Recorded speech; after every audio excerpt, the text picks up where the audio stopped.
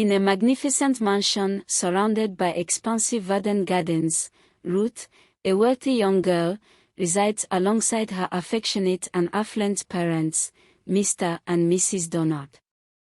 However, concealed beneath the veneer of opulence, there exists a closely guarded secret: Ruth's ongoing battle with nocturnal enuresis, a challenge that weighs heavily upon her despite the trappings of wealth and comfort.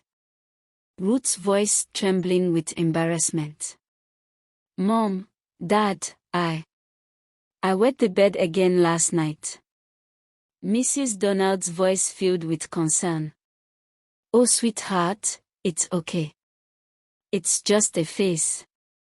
You will grow out of it soon." Mr. Donald's voice reassuring. "We will get you some new sheets, Ruth. Don't worry about it."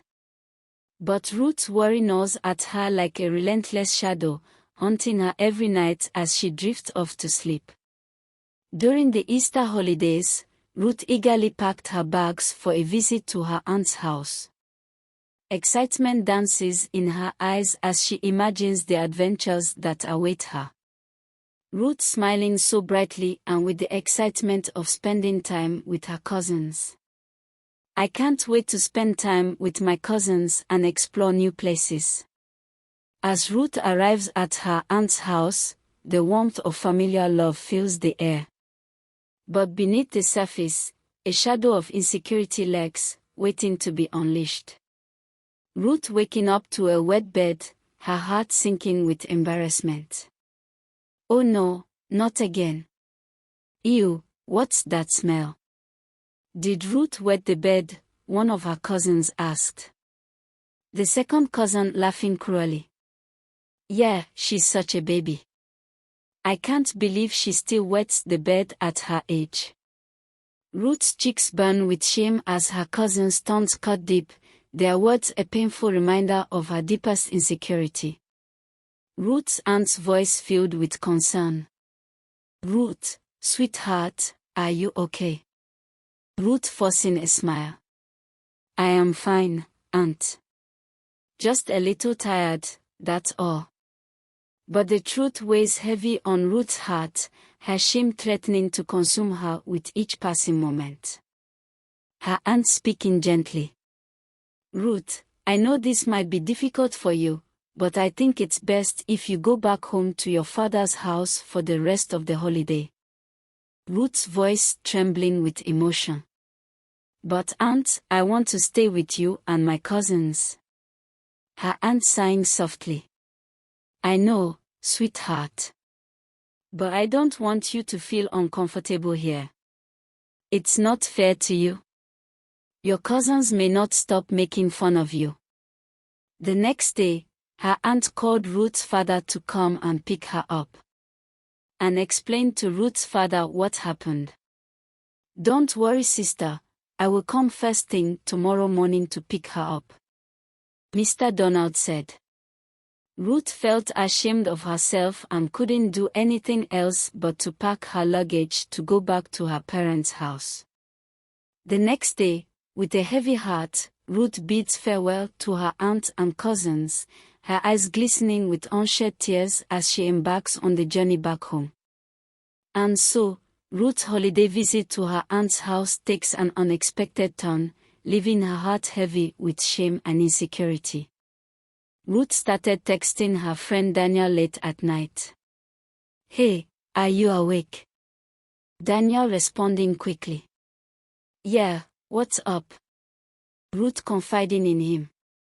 I have something to tell you. It is so heavy in my heart that I don't know how to stop it. Can I call you?" "Sure, you can," Dan replied. "I am too ashamed to talk about this, but I really need someone to talk to," Ruth said. "I am here for you, what is it?" Dan assured her and asked. I wet the bed almost every night. I know it may sound strange to you, but that's what I have been passing through since I was born," Ruth said. Daniel's voice filled with compassion. "Oh Ruth, I am so sorry. That must be really tough for you. Tears welling in Ruth's eyes. It's humiliating, Dan. I can't take it anymore. I and my parents have gone to various hospitals about this, and they keep on telling us that it will stop on its own. But I am not seeing it stop anytime soon, and I don't know what to do about it. I can't even visit any of my family members without feeling embarrassed, or being sent back home as a result of wetting their bed and causing everywhere to smell of urine. Daniel's voice firm. You don't have to go through this alone, Ruth. I will help you. But first things first, make sure you don't drink water after 8 p.m. before going to bed. And I will try my best to be waking you up at night to urinate. If that's fine by you? Yes, it's fine by me. I will do as you have said, thank you, Dan. Ruth replied. And so, a stronger bond forms between Ruth and Daniel, born out of shared secrets and unwavering support. Daniel calling Ruth late at night. Hey Ruth, it's time to wake up and use the bathroom. Ruth groaning sleepily. Dan, it's the middle of the night. Daniel's voice sounds urgently. I know, Ruth, but trust me. It's important. You don't want to wake up wet again, do you? Reluctantly, Ruth stumbles out of bed and makes her way to the bathroom, her gratitude for Daniel's support outweighing her exhaustion. Daniel continued to wake Ruth up in the middle of the night via phone calls to use her bathroom. 2 months later, Ruth smiling brightly. Dan, I did it. I haven't wet the bed in weeks. Daniel grinning proudly. That's amazing, Ruth. I am so happy for you. As Ruth revels in her newfound confidence, she knows that she owes it all to Daniel, her friend, her confidant, and her guardian angel in the darkest of nights. Ruth's mother said happily to her, Sweetheart, I have noticed for past few months, you haven't complained of wetting your bed. Can you tell me what changed? Mom, Daniel has been waking me up at night to use the bathroom, and that method has been helpful. That's great. He is such a good friend, Ruth's mom said. Ruth and Daniel's friendship blossoming as they navigate through the challenges of Ruth's bedwetting together. As Daniel has seen that Ruth has stopped bedwetting for 2 months now, he stopped waking her up in the middle of the night. Ruth, feeling very excited that her bedwetting has stopped, forgot her routine of not drinking water after 8 p.m. and making use of the bathroom before she goes to bed. Ruth woke up early in the morning to urinate and discovered that she has wet the bed already. This got her so emotional. Ruth texting Daniel that same morning. Dan, I am sorry to wake you up, but I wet the bed again. I don't know what happened. I thought my nocturnal enuresis has stopped. Daniel responding immediately. It's okay, Ruth. I am here for you. Let's try something different tonight. With Daniel's guidance, Ruth begins to implement a nightly routine to help manage her bedwetting. Ruth, following Daniel's advice of setting alarm with her phone and no longer waiting for him to call her at night. Okay, I have set an alarm for midnight to wake me up to use the bathroom. I hope this works. It will work.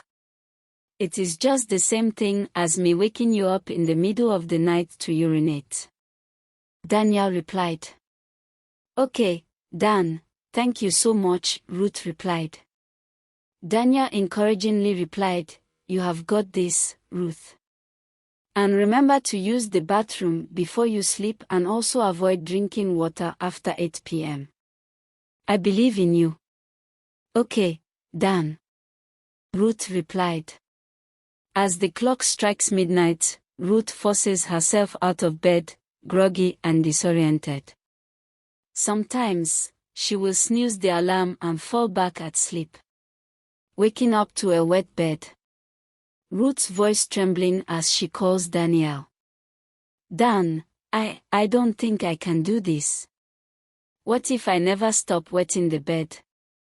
Daniel said firmly, Ruth, listen to me. You are strong, and you are capable. Don't let this define you. You will get through this, I promise. You did it before, I believe you will do it again. As time goes on, with Daniel's words echoing in her mind, Ruth pushes through her doubts and makes her way to the bathroom, each time her alarm rings, determined to conquer her fears. Months later, Ruth smiling triumphantly. Dan, I did it again. I have gone 4 months without wetting the bed. This is the longest I have stayed without wetting the bed. Thank you, Dan. Daniel beaming with pride. That's incredible, Ruth. I am so proud of you. Ruth informed her parents about it, and they were all excited that it only took a friend to guide and teach her self-discipline on how to stop bedwetting.